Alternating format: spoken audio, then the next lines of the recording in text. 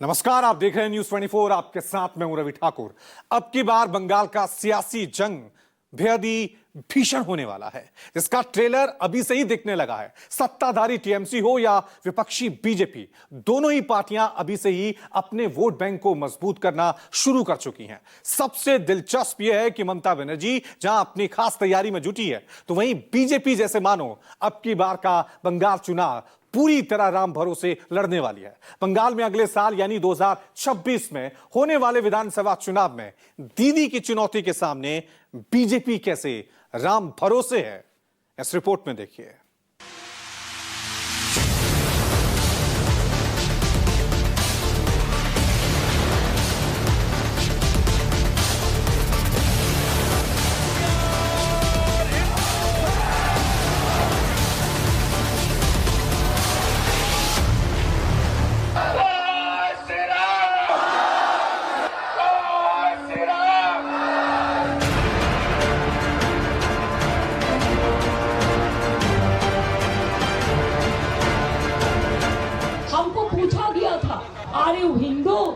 हमने बोला हम Gaurav Prasad, I am Hindu, I am Muslim, I am Sikh, I am ईसाई, I am Indian, what can you do? Ram भरोसे BJP दीदी को दे पाएगी चुनौती।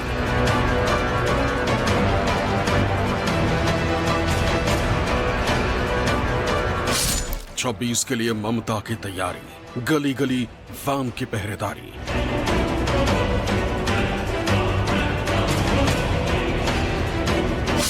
बंगाल चुनाव में बांग्लादेश, किसे मिलेगा जनादेश?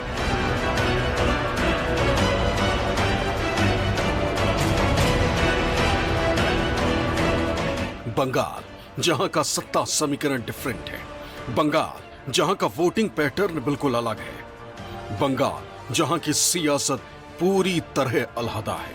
क्योंकि देश के दूसरे राज्यों की तरह यहां जाति के नाम पर नहीं बल्कि सीधा सीधा धर्म के नाम पर राजनीति होती है। धर्म को साध कर ही सत्ता की सीढ़ी चढ़ी जाती।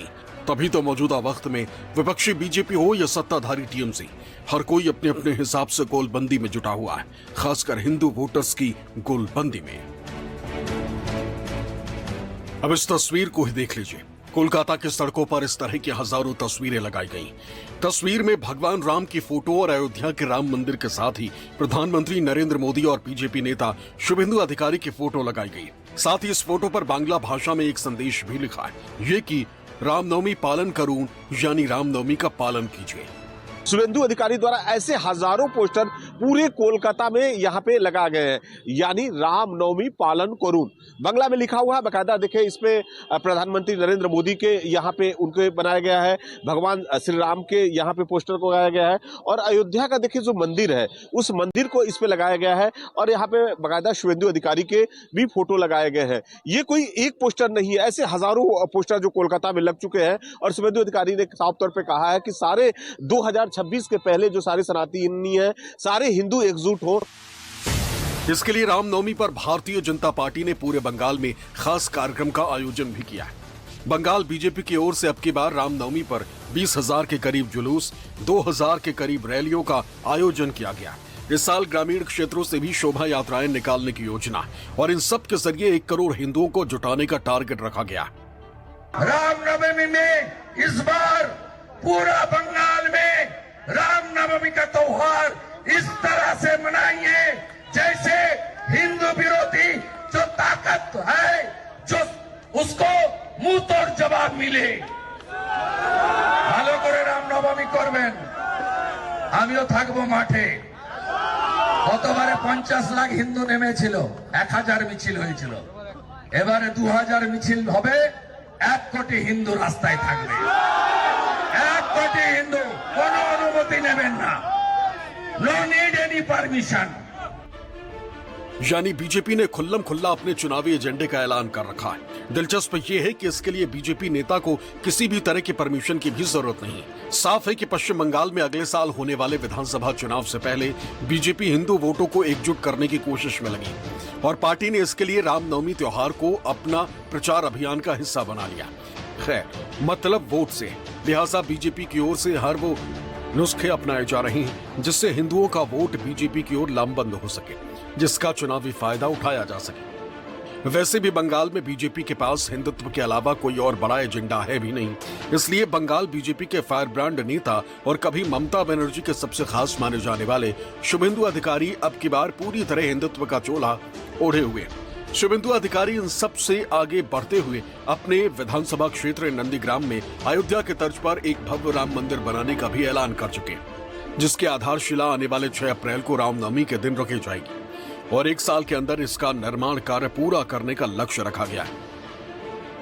একটা হচ্ছে 6 এপ্রিল রামনবমীর দিন নন্দীগ্রামের দক্ষিণ প্রান্ত সোনাচূড়াতে 3.5 বিঘা জমিতে রাম মন্দিরের নির্মাণ শুরু হচ্ছে।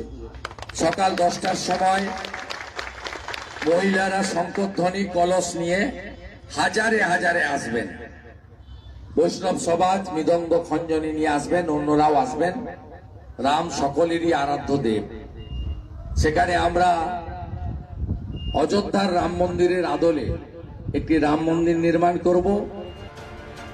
यानी पश्चिम बंगाल में अब की बार बीजेपी का एकमात्र टारगेट हिंदुओं को एकजुट कर अपने पाले में लाना है, जिससे सत्ता के शीर्ष पर पहुंचा जा सके। दरअसल 2011 की जनगणना के मुताबिक पश्चिम बंगाल में 71% हिंदू और 27% के करीब मुस्लिम वोटर हैं।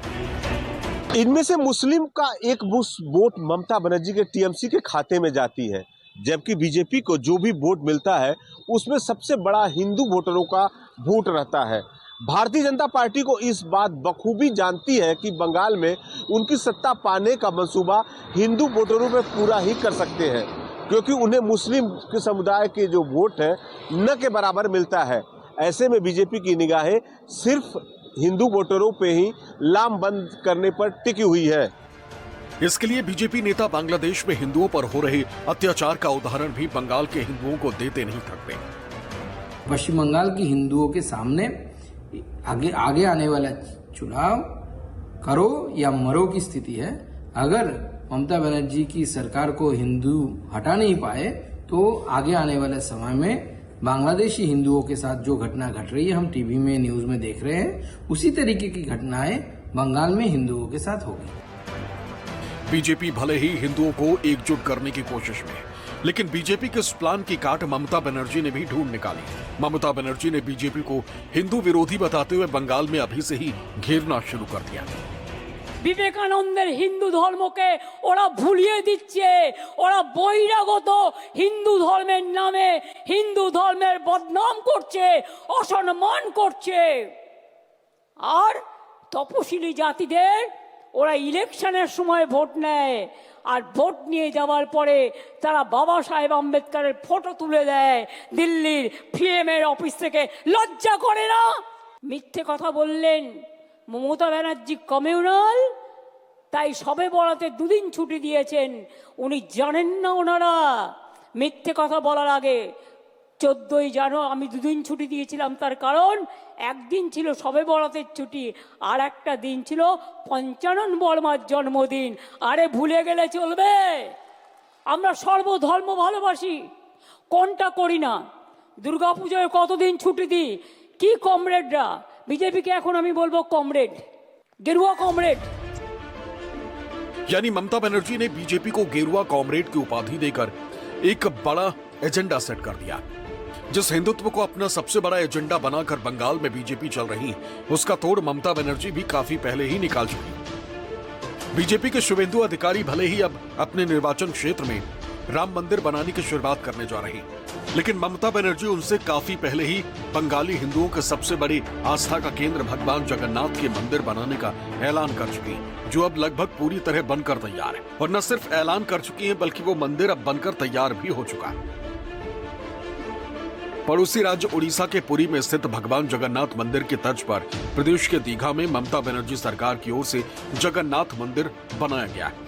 ये मंदिर यानी जगन्नाथ धाम न्यू दीघा रेलवे स्टेशन से सटे समुद्र तटीय रिजॉर्ट शहर में स्थित है। इस मंदिर को ममता बनर्जी का ड्रीम प्रोजेक्ट बताया जा रहा है। राज्य शहरी विकास विभाग के मुताबिक ये मंदिर 22 एकड़ में है, जिसे बनाने में 143 करोड़ रुपए से ज्यादा की लागत आंकी गई।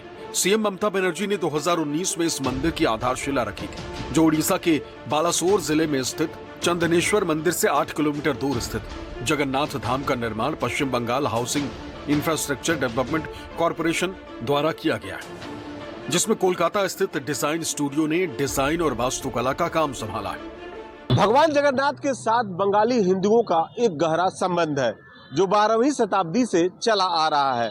जब संत और समाज सुधारक चैतन्य महाप्रभु पुरी मंदिर का दौरा किए थे, तब से पुरी में और सामाजिक वर्गों के बंगाली भक्तों के लिए एक लोकप्रिय तीर्थ स्थल रहा है।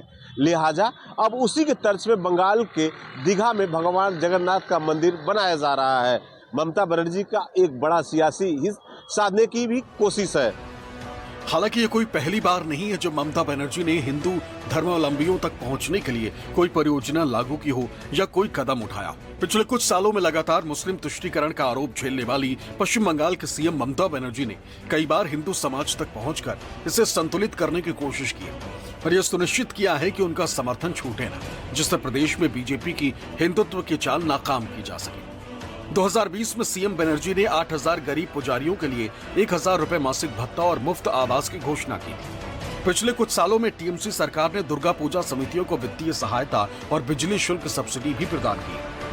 अब ऐसे में सवाल उठता है कि जिस तरह भारतीय जनता पार्टी और ममता बनर्जी दोनों ही बंगाल के हिंदुओं के लिए एक के बाद एक कदम उठा रही हैं, उसके क्या सियासी मायने, तो ये भी समझ लें। दोनों ही दलों के लिए हिंदू वोट अहमियत रखते हैं।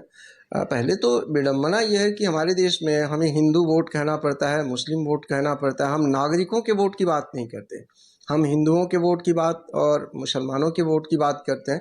लेकिन अब इसकी भी एक परंपरा बन गई है, राजनीतिक परंपरा तो आप कह ही सकते हैं। जब से देश आज़ाद हुआ है, हमारी राजनीतिक पार्टियों ने बड़ी चतुराई से संख्या को अपने फेवर में या अपने अगेंस्ट देखते हुए इसको हिंदू मुस्लिम मुस्लिम हिंदू जैसा करके अपने अपने हिसाब से अपने समीकरण को बनाने बिगाड़ने की कोशिश में वो लगे रहे हैं।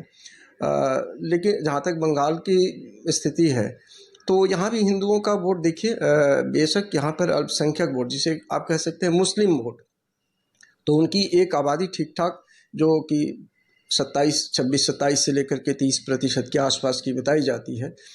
तो उसके बारे में टीएमसी का एक अनुमान है कि वो मानकर चलती है कि उसके फेवर में होगा और मोटे तौर पर वो दिखता भी वैसा है, लग भी रहा है। बेशक वोट दे किसको देना है ये आप नहीं तय कर सकते, लेकिन अभी तक क्या लगता है कि ये वोट ठीक ही उनके फेवर में होना चाहिए। बीजेपी के फेवर में तो शायद ना हो। जो सामान्यतः हम लोग समाज में देखते हैं, सुनते हैं, बातचीत जैसी होती है, लोगों के रिएक्शंस जैसे आते हैं, जो हम लोगों के अपने सोर्सेज से फीडबैक्स मिलते हैं, तो वो यही बताते हैं। हिंदू वोटों को अपने प्रति लामबंद करने के पीछे बीजेपी का अपना गणित भी है। बीते यानी 2021 के विधानसभा चुनाव में ममता बनर्जी के टीएमसी को कुल 48.02% वोट मिले, जिसमें 27% मुस्लिमों का भी एक मुश्त वोट शामिल है, जबकि बीजेपी के हिस्से में 38.15% वोट आया था। यानी टीएमसी और बीजेपी के वोट शेयर में तकरीबन 10% का अंतर, और यही 10% वोटर बंगाल की सत्ता किसके हाथ जाएगी वो तय करता है। ऐसे में बीजेपी की नजर इसी 10% वोट पर है।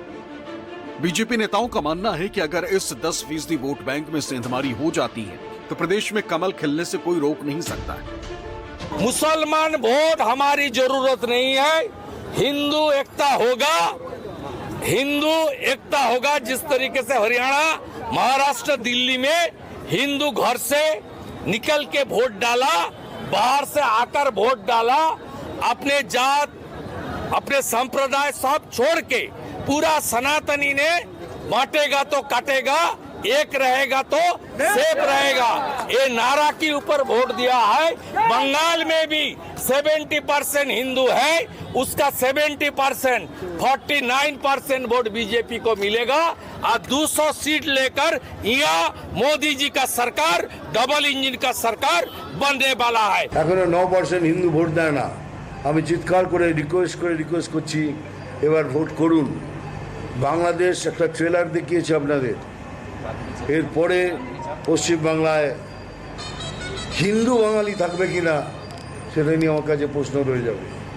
भाजपा हिंदू धर्म के नाम पे वो भेदाभेद का पॉलिटिक्स करते हैं, हिंदू धर्म के नाम पे वो वोट मार्केटिंग करते हैं, गंदा बात बोलते हैं, गंदे तरीके से मानुष को डिवाइड, सोसाइटी को डिवाइड धर्म के नाम पे करते हैं, हम लोग ऐसा उसका डिस्टॉर्टेड हिंदुइज्म हम लोग नहीं सपोर्ट करते। हम लोग ओरिजिनल हिंदुइज्म सपोर्ट करते हैं। ममता दीदी ओरिजिनल हिंदू धर्म वो मानते हैं।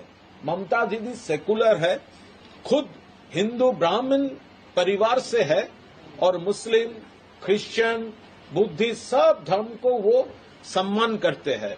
लेकिन ये भाजपा ये हिंदुओं के लिए भी ठीक नहीं है, माइनॉरिटी के लिए भी ठीक नहीं है, क्योंकि वो हिंदू धर्म को गंदे तरीका से वोट मार्केटिंग के लिए यूज करते हैं।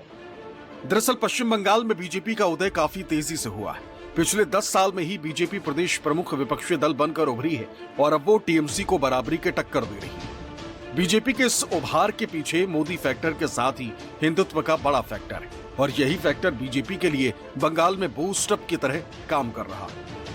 वही ममता बनर्जी हैं कि खुले तौर पर प्रदेश में बीजेपी की ओर से चलाए जा रहे हिंदुत्व मुहिम पर करारा कटाक्ष कर रही हैं। सभा एक थाकबेन, बांटेगा तो एक रहेगा तो एक रहेगा तो बांटेगा तो बांटेगा तो बांटना मत मत बांटिए। राज बंगाल में हिंदू समाज की होगा। स्वामी विवेकानंद धरती पर भगवा लहराएगा। हम रामकृष्ण का धर्म मानता है, स्वामी विवेकानंद को धर्म मानता है, लेकिन हम जानबूझ के एक गंदा धर्म जो ईश्वर ने बनाया, जो एक जुमला पार्टी ने बनाया, वो धर्म को हम नहीं मानता है। वो तो हिंदू धर्म का खिलाफ में है और हिंदू ने आपको खिलाफ में नहीं है और क्रिश्चियन आपका खिलाफ में नहीं है। कुछ पॉलिटिकल लीडर है जो इसमें सौदागारी करते हैं, सौदा करते हैं, उसको सौदा का दुकान हम बंद कर देगा। एक तरफ जहां बीजेपी और टीएमसी हिंदू वोटों को लामबंद करने में जुटी है, वहीं बंगाल के सत्ता पर 3 दशक से भी ज्यादा समय तक लगातार राज करने वाली सीपीआईएम की इन दोनों पार्टी पर पैनी नजर है। सीपीआईएम नेता मोहम्मद सलीम की माने तो उनकी पार्टी बंगाल में बीजेपी और टीएमसी के धार्मिक खेल को बिगाड़ने के लिए पहरेदारी करेंगे। हम पूरे देश में और खासकर पूरे बंगाल में अभी से आप शुरुआत किए हुए हैं। दंगा होने के बाद जाकर के अमन की बात करने से अच्छा है अमन की स्थापना के लिए लोगों को चौकसी करना और लोगों को साथ लेकर उन्हें संबोधित करना और उनको सम्मिलित करना और लामबंद करना, वो काम हम कर रहे हैं और ये अभी से शुरू हुआ है और ख़ास करके अप्रैल महीने का पहला सप्ताह पूरा ये काम जारी रहेगा। हर क्षेत्र में, हर जगह पर हमारा जो भी शक्ति है, वामकर्मी, वो लोगों को साथ लेकर के, जो भी देश प्रेमी हैं, जो भी अमन पसंद शहरी हैं, जो धर्म और मजहब के नाम पर फसाद छेड़ने के खिलाफ हैं, उनको लेकर के हम एकता शिविर लगाएंगे। कुल मिलाकर देखा जाए तो हिंदू वोटों के लिए बीजेपी के साथ साथ टीएमसी चीफ ममता बनर्जी भी अपनी पूरी ताकत झोंके हुए हैं।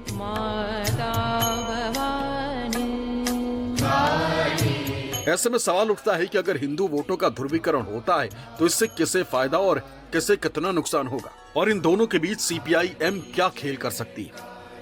अभी तक का जो एक्सपीरियंस है बंगाल के चुनावों का और यहाँ की राजनीति का, तो वो ध्रुवीकरण थोड़ी बहुत कोशिश पिछली बार लग रहा था कि हो रही है और उसमें शायद बीजेपी को थोड़ी बहुत कामयाबी मिलती हो, लेकिन हुआ क्या? अंततः लगता नहीं है कि ध्रुवीकरण से यहाँ पर किसी की नैया पार लगेगी। हमें लगता है कि सिर्फ वो ध्रुवीकरण के भरोसे अगर आप बैठे रहें तो कोई भी दल, वो टीएमसी हो या बीजेपी, वो सिर्फ वोटों के ध्रुवीकरण के भरोसे रह करके मुझे नहीं लगता कि अपनी चुनावी बेहतरी पार कर सकेगी। उसको उससे भी अलग कुछ सोचना होगा, अलग कुछ करना पड़ेगा। सिर्फ ध्रुवीकरण बहुत फायदेमंद नहीं होगा। और बंगाल का जो पॉलिटिकल डीएनए है वो उससे अलग है। नॉर्थ इंडिया के जो दूसरे स्टेट्स हैं उससे अलग है। यहाँ की समाज व्यवस्था को ठीक से देखना समझना होगा, उसके दूसरे इश्यूज हैं उसको एड्रेस करना होगा, पॉलिटिकल पार्टीज को उस पर अपना स्टैंड लेना होगा। अन्यथा मैं नहीं मानता कि सिर्फ ध्रुवीकरण कर करके चीज़ें बदल जाएंगी और बहुत किसी के फेवर में जाएगा, ऐसा शायद ना हो। बहरहाल अब ये देखना दिलचस्प होगा कि जब बंगाल में चुनावी बिगुल बजता है तो उसके बाद अपने अपने वोट बैंक को लुभाने के लिए ये सियासी पार्टियां क्या क्या ताना बाना बुनती हैं और जिस हिंदू वोट बैंक को अपने पाले में लाने के लिए बीजेपी और टीएमसी में होड़ मची है उसका रुझान किस ओर जाता है। Bureau report, news 24। पश्चिम बंगाल में अब की बार जहां ममता बनर्जी सत्ता का चौका लगाने की पूरी तैयारी में है, वहीं बीजेपी प्रदेश की सत्ता में अपना खाता खोलने के लिए एड़ी चोटी का जोर लगा रही है। आखिर कैसे ममता बनर्जी अपने कार्यकर्ताओं को बीजेपी का मंसूबा पूरा नहीं होने देने के लिए बूस्ट कर रही हैं और कैसे बीजेपी का ग्राफ बंगाल की राजनीति में बढ़ा है, यह रिपोर्ट से जानिए।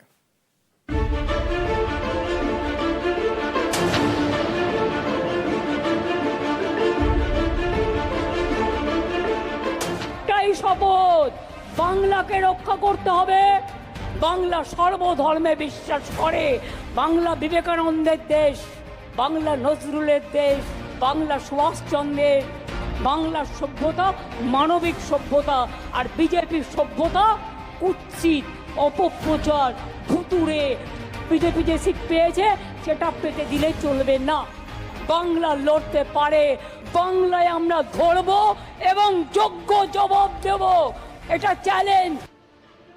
अब ममता का ये चैलेंज उनके कार्यकर्ता और उनका वोट बैंक कितना एक्सेप्ट करता है ये तो आने वाला वक्त ही बताएगा। लेकिन बंगाल में चुनाव के 1 साल पहले से ही जिस तरह ममता बनर्जी ताल ठोकना शुरू कर चुकी है उससे बीजेपी की नींद उड़ गई। पश्चिम बंगाल इस वक्त ममता बनर्जी का सबसे मजबूत किला है और अपने इस किले को बरकरार रखने के लिए ममता बनर्जी खुद पूरे दमखम के साथ मैदान में। ममता बनर्जी की कोशिश न सिर्फ सत्ता में कायम रहने की है बल्कि 2/3 मेजोरिटी के साथ एक बार फिर 200 से ज्यादा सीट जीतकर लगातार चौथी बार सरकार बनाने की है।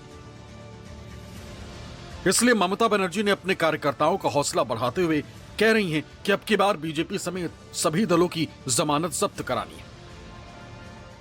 আর ইসবার ওই বলেছিল না আগের বার এসে ইসবার 200 পার, আর দিল্লিতে বলেছিল ইসবার 400 পার। বিজেপির জামানত জব্দ করতে হবে, এবারে জামানত জব্দ করার পালা। আর মিথ্যের কাছে আত্মসমর্পণ নয়। বিজেপি কংগ্রেস সিপিএম এর জামানত জব্দ করুন আর বাংলার মাকে এগিয়ে যেতে দিন, बांग्लार भाई बंधुদের এগিয়ে যেতে দিন। हालांकि वो अलग बात है कि बीजेपी इस पर पलटवार करते हुए ये कह रही है कि अब की बार 200 सीट लाकर न सिर्फ ममता बनर्जी को सत्ता से बेदखल करना है बल्कि दीदी खुद अपनी सीट भी हारने वाली। आज 200 सीट लेकर यहाँ मोदी जी का सरकार डबल इंजन का सरकार बनने वाला है। In next assembly election, Mamata Banerjee will be defeated. Herself will be defeated from her seat, and her party will lose the election. पश्चिम बंगाल के सत्ता पर पिछले 14 सालों से तृणमूल कांग्रेस चीफ ममता बनर्जी काबिज है। जब से ममता बनर्जी ने प्रदेश की कमान संभाली है तब से भारतीय जनता पार्टी भी प्रदेश में अपना सियासी वजूद बढ़ाने में जुटी है।